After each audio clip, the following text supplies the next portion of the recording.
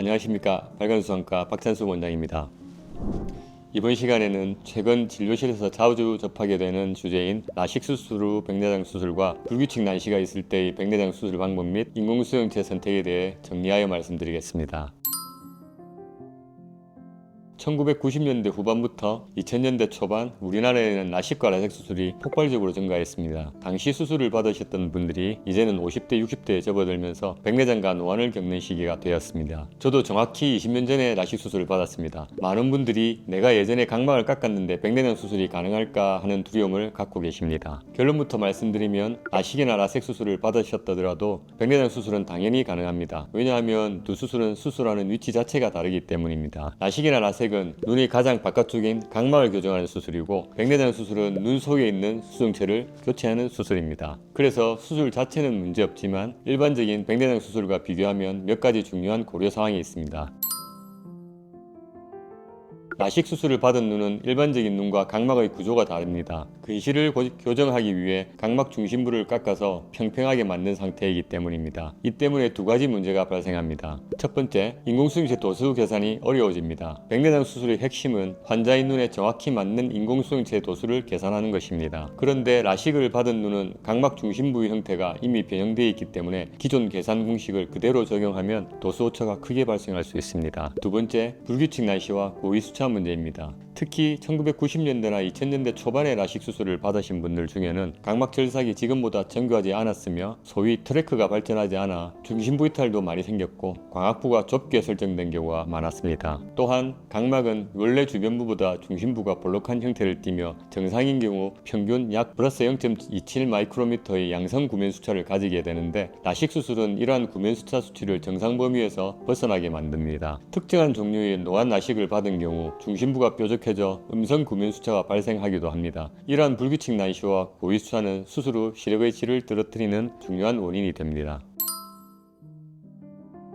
다행히 요즘은 라식 수술 후 백내장 수술의 정확도가 과거와 비교할 수 없을 정도로 좋아졌습니다. 그 이유는 크게 두 가지입니다. 첫 번째, 인공수용체의 도수를 구하는 공식들이 매우 발전하게 되었고, 또한 과거 라식 수술 데이터를 몰라도 현재 각막 상태만으로 매우 정확한 렌즈 도수를 계산할 수 있게 되었다는 것입니다. 저희 병원에서는 주로 헤이지스 TK나 바렛 트루 TK를 참고로 합니다. 앞으로는 AI를 활용한 방법으로 더 정확한 결과를 얻을 수 있을 것으로 예상됩니다. 두 번째, 최신 생체 계측 장비를 통해 오차를 줄이고 정확도를 높였습니다. 요즘은 아이얼마스터 700이나 아르고스 같은 SSOCT 기반의 장비를 사용합니다. 이 장비들은 눈의 길이, 각막 형태, 전방 깊이, 수용체 두께 등을 3차원으로 매우 정밀하게 측정합니다. 이 장비와 최신 인공수용체 도수 공식을 함께 사용하면 라식 후에 백내장이 생긴 눈이라도 예전보다 훨씬 정확한 수술 결과를 얻을 수 있게 되었습니다.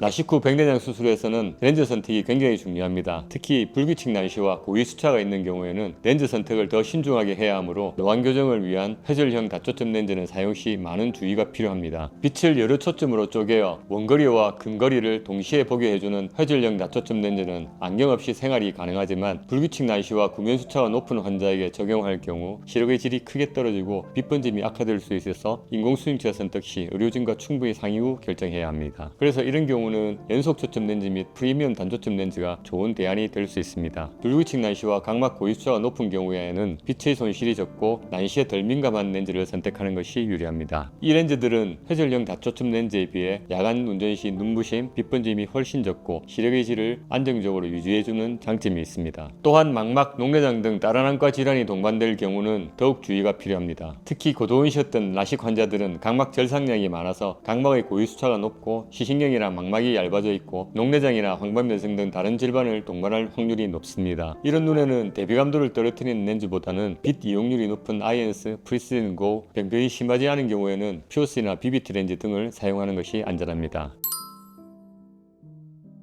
하지만 어떤 경우에는 렌즈 선택만으로 해결되지 않는 경우도 있습니다. 예전 라식 수술을 했던 각막이 많이 불규칙하거나 광학부가 매우 좁은 경우입니다. 이때는 투스텝 수술을 고려합니다. 첫 번째 단계로 먼저 각막 지향도 기반의 컨트라 라식이나 라섹을 통해 각막 형태를 교정합니다. 이 수술은 일반 라식처럼 각막 전체를 깎는 것이 아니라 각막의 불규칙하게 튀어나온 부분만 선택적으로 다듬는 방식입니다. 마치 울퉁불퉁한 도로에 튀어나온 부분만 다듬어서 길을 평평하게 만드는 것과 비슷합니다. 두 번째 단계로 각막 각막이 안정된 뒤 백내장 수술을 진행합니다. 보통 각막이 완전히 안정되기까지 약 3개월에서 6개월 정도의 시간이 필요합니다. 그 이후 다시 정밀 검사를 하면 훨씬 정확한 렌즈 도수 계산이 가능해지고 각막을 통해 들어오는 빛이 깨끗해져서 다초점 백내장 수술까지 가능해질 수 있습니다. 여기서 중요한 점이 하나 있습니다.